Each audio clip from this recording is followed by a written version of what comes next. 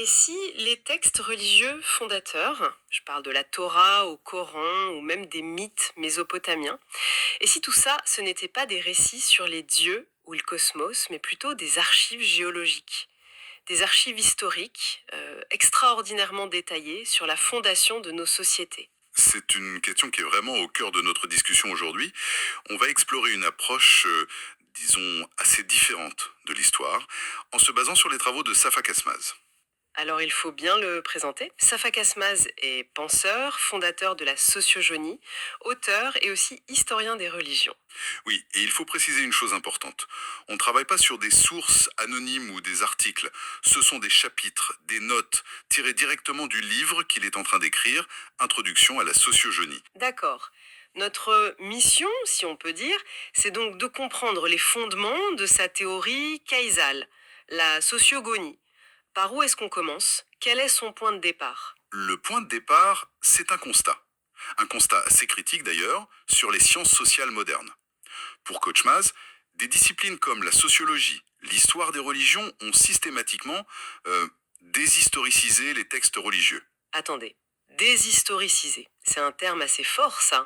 Ça veut dire qu'on aurait effacé volontairement la dimension historique de ces textes. Comment ça a pu se passer? Exactement. C'est en les classant, en leur mettant des étiquettes, dès qu'on dit d'un texte que c'est de la mythologie, un symbole, une croyance, On le sort du champ de l'histoire factuelle. voilà, on le met dans la case de l'imaginaire. Et en faisant ça, selon Kazmaz, le monde académique a tout simplement effacé ce qu'il considère être les véritables archives de la fondation des sociétés mésopotamiennes. Donc pour résumer, l'idée c'est qu'on a pris ces textes anciens et en les qualifiant de mythes, on a manqué leur vraie nature, qui serait celle de documents historiques. C'est tout à fait ça. Et ça s'oppose frontalement à la sociologie classique. Si vous prenez les grandes figures, Marx, Durkheim, Weber et même Foucault plus tard, Oui, pour eux tous, la religion, elle reflète la réalité sociale. Elle ne la fonde pas. C'est une conséquence, une superstructure. c'est l'opium du peuple pour Marx ou la société qui se célèbre elle-même pour Durkheim, c'est ça. Précisément.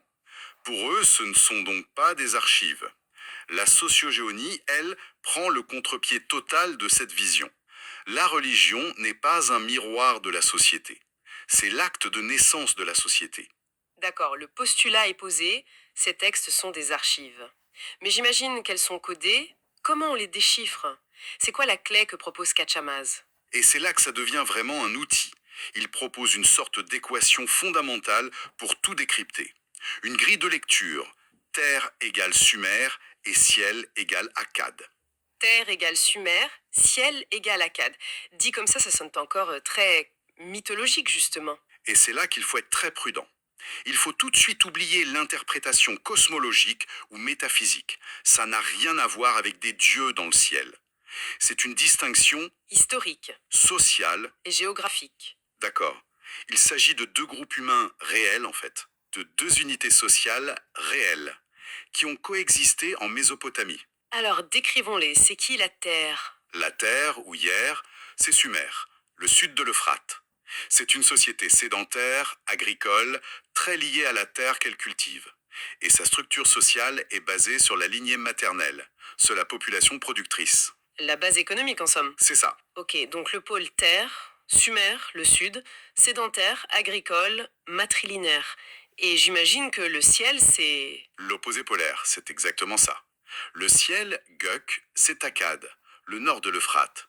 Eux, ils sont nomades, chasseurs, cueilleurs, pasteurs, et leur structure sociale est organisée autour de la lignée paternelle. Ce sont eux qui détiennent le pouvoir politique, militaire, et le pouvoir de faire la loi. C'est un point crucial, ça. C'est fondamental. Et pour la sociogénie, toute la littérature religieuse, sans exception, c'est d'abord et avant tout le récit des relations entre ces deux groupes, leurs conflits, leurs séparations et surtout leurs règles d'alliance. Donc, si je vous suis bien, on sort complètement de l'image du prêtre philosophe qui invente des mythes en regardant les étoiles, on est face à des... Des ingénieurs sociaux. C'est une excellente image. Des ingénieurs sociaux qui, il y a peut-être 12 000 ans, devaient résoudre des problèmes très concrets. Comment sortir du cannibalisme, comment organiser la production, comment s'allier pour ne pas anéantir. Donc, la religion, ce serait le premier droit constitutionnel, en quelque sorte. On peut le voir comme ça. Kaasmaz dit que l'erreur moderne a été de projeter nos propres catégories, notre pensée abstraite, sur ces textes. La sociogonie veut, je le cite, faire redescendre la société sur Terre, la ramener à ses rapports de force. D'accord, la théorie est posée, la grille de lecture est claire, mais alors concrètement, qu'est-ce que ça change à la lecture de récits qu'on croit tous connaître? Si on prend des exemples. Prenons un exemple fondamental, le récit de la création des deux humains, l'homme créé de la terre et l'homme venu du ciel. La lecture classique y voit un mythe sur l'origine de l'humanité, une cosmogonie. Oui, bien sûr. Avec la grille sociogonique, ça change tout. Ce n'est pas un récit de création divine.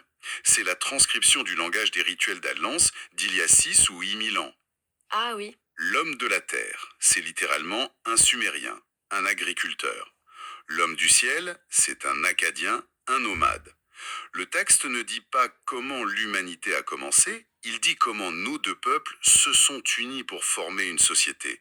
Ce n'est pas de la création, c'est de la contractualisation. C'est un reversement total. Et ça me fait penser tout de suite à Caïn et Abel. Est-ce que ça colle aussi? C'est un autre exemple parfait. La lecture traditionnelle, c'est une leçon de morale sur la jalousie. Pour la sociogonie, c'est une description sociologique. Caïn, l'agriculteur. C'est Sumer, le pôle terre. C'est ça.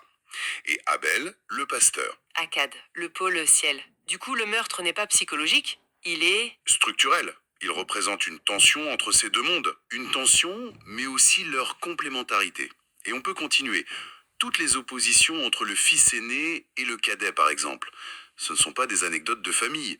Ce sont des représentations de dynamique sociale entre ces deux groupes. Et cette logique, elle s'applique aussi aux textes de loi, j'imagine, pas seulement aux grands récits. Absolument. C'est peut-être là que c'est le plus frappant. Prenez les lois de Hammurabi et la Torah. D'habitude, on parle d'inspiration, d'influence. Casmas rejette ces mots.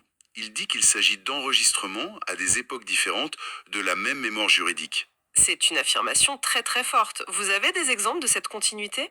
Oui, prenez la parenté de lait. Pour nous aujourd'hui, c'est presque du folklore. Mais dans ce système, c'est un outil juridique et politique majeur. Comment ça? Vous avez deux sociétés, l'une matrilinéaire, l'autre patrilinéaire. Comment créer des alliances solides? La parenté de lait, ça crée un lien de parenté artificiel, mais juridiquement contraignant. Ça permet de réguler les mariages, de forger des alliances entre des clans qui sinon seraient ennemis. Donc ce qui nous semble être une simple coutume était en fait un instrument de droit international de l'époque. C'est exactement ça. Et on retrouve la logique de cette institution dans le code de Hammurabi et bien plus tard dans le droit islamique. Pour la sociogéonie, ce n'est pas une coïncidence. C'est la preuve de la persistance d'un même logiciel social. Ce qui nous amène à l'aspect le plus polémique, peut-être, de la théorie. L'idée que le mot mythologie en lui-même n'est pas neutre. En effet, pour Kaçmaz, qualifier ces textes de mythes, c'est, pour utiliser son expression turque, un susturma araçadır, Un susturma arachada. un outil pour faire taire, c'est un moyen de disqualifier d'emblée leurs prétentions à être des récits historiques. En les mettant dans la case de l'imaginaire, de la croyance, on n'a plus à les affronter comme des documents historiques. C'est une décision, selon lui, épistémologique. On sort de la simple interprétation là. On remet en question la définition même de ce qu'est l'histoire. Quand est-ce qu'elle commence finalement? Vous mettez le doigt dessus. L'affirmation la plus fondamentale de la sociocosmogonie, c'est ça. L'histoire ne commence pas avec l'écriture. L'écriture, c'est juste l'outil d'enregistrement. D'accord. L'histoire, elle commence avec la fondation de la société.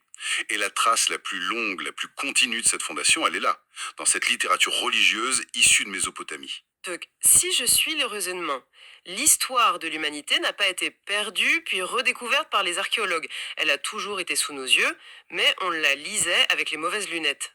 C'est une excellente synthèse. Pour lui, classer les époques par âge de pierre ou néolithique est, je cite, une réduction honteuse, parce qu'on se concentre sur les outils en ignorant les institutions. La vraie histoire, l'histoire de l'organisation humaine, elle est dans ces textes. Pour résumer cette exploration, la sociogonie de Safa Kaçmaz nous met face à un choix. Un choix assez radical.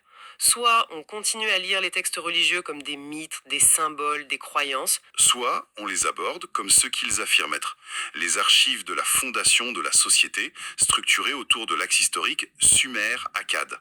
Et la sociogonie, c'est la science qui explore cette deuxième voie. et il n'y a pas de compromis possible, pas de voie médiane. Non, car ce n'est pas juste une différence de méthode, c'est une conception fondamentalement différente de ce qu'est l'histoire. Son point de départ, ses sources, les deux approches s'excluent mutuellement. On ne peut pas voir la Torah à la fois comme un texte symbolique et comme l'archive juridique d'une alliance mésopotamienne. Il faut choisir un paradigme. Ce n'est donc pas une nouvelle interprétation, c'est une proposition pour une nouvelle science de l'histoire. C'est exactement comme ça qu'elle se présente. Ce qui nous laisse avec une dernière question. Si les récits fondateurs, qu'on a toujours vus comme la chronique de nos relations avec le divin, sont en fait le registre de nos premières relations sociales, politiques, juridiques, les uns avec les autres, quelles autres histoires, quelles autres mémoires institutionnelles pourraient se cacher là sous nos yeux, dans les textes qui continuent de façonner notre monde aujourd'hui?